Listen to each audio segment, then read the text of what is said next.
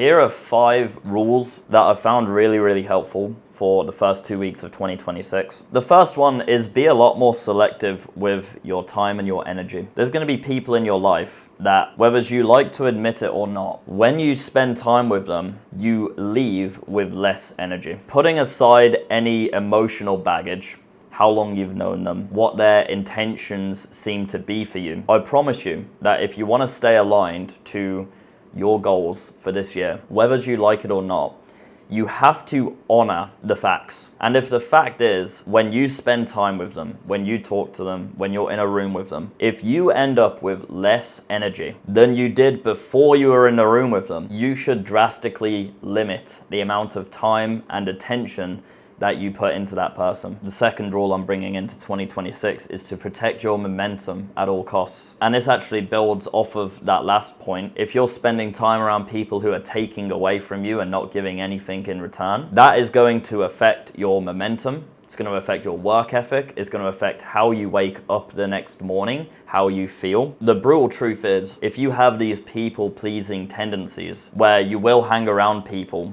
who take away from you just because you don't want the discomfort of feeling alone, or you don't want that uncomfortable conversation where you say no to hanging out, you will cook yourself. You'll lose that light, that muse that you have within yourself towards your greater picture. More momentum killers outside of just energy vampires would be stuff like going out and drinking, talking to dumb people, the girls in the smoking area of that club, doing a bunch of NPC activities, doing a bunch of low leverage stuff which isn't actually moving your business forward. Breaking promises to yourself is a really big one. Moving around all the time, doing shit all the time. I've noticed that people who don't ever spend time alone, or people who are constantly on the move doing shit, are some of the most unproductive people. If you're not comfortable just spending time alone, if you're not comfortable being within yourself, you are most likely going to reach out for momentum killers. You don't have to be the best in the world. You just have to be consistent. Do you know when you wake up and sometimes your work just feels totally effortless? That's momentum. And there's no reason why you can't continue to carry that for the rest of the year, providing that you are conscious enough to understand the traps which are laid out before you, which are going to kill your momentum. The third is to destroy any poisonous seeds in your mind. No matter what level of life you're at, you're going to have beliefs which cripple you, whether you know they're there or not, which is why spending time alone is actually really important, because you actually have to think through these things.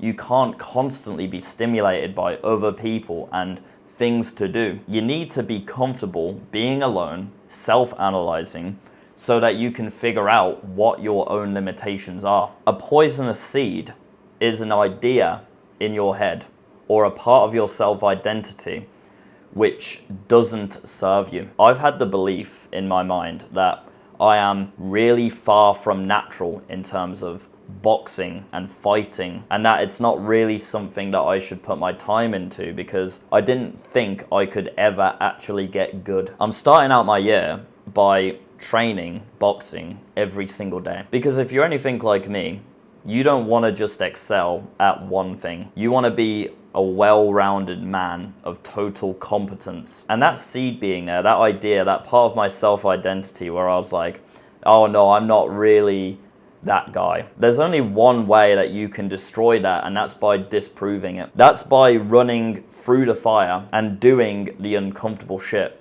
Because the truth is, your self-identity has planted these seeds to protect you from doing things which make you really uncomfortable. And those things are truly where you can farm the most experience. Because it's those things which your self-identity and your ego are trying to protect you from. Sure, it's going to be really uncomfortable. It's going to be AIDS, it's going to test you. But I promise you, the way you do one thing is how you do everything. And if you can find the things which you haven't got diminishing returns on, going to the gym and lifting weights, at this point, you've probably got diminishing returns. It's pretty easy for you to do now. There's things in your mind which you know would make you so fucking uncomfortable that you sold yourself on this fucking narrative to avoid doing it. Those things are what you should run towards in 2026, those poisonous seeds, destroy them, disprove them. Only you can decide what those poisonous seeds are, those things which make you ultra uncomfortable. I can't do that for you. The fourth thing is to have a well thought out treasure. What do I mean by this? A lot of us have this vague idea as to what we want our lives to look like. I want more money, I want hot girls, I want a nice car. The problem is, these ideas as to what we want are very vague in our mind. They're usually made up from just like scrolling Instagram reels and seeing other people's lives. Oh yeah, I'd like a nice car, I'd like a nice house, I'd like nice friends. It's not specific enough. So that when you're sailing the seven seas, you're on your quest for that treasure, that vague treasure. When shit hits the fan, when it gets tough, because the idea of the treasure is so vague in your mind, when shit gets hard, you're just going to end up turning your ship around because the juice isn't worth the squeeze. If you knew exactly what it is you wanted a year from now, where you wanted to be living, how much it costs to live there, what bike you want to drive, how much the bike costs, what girl you want to be waking up to, what nationality is she, how does she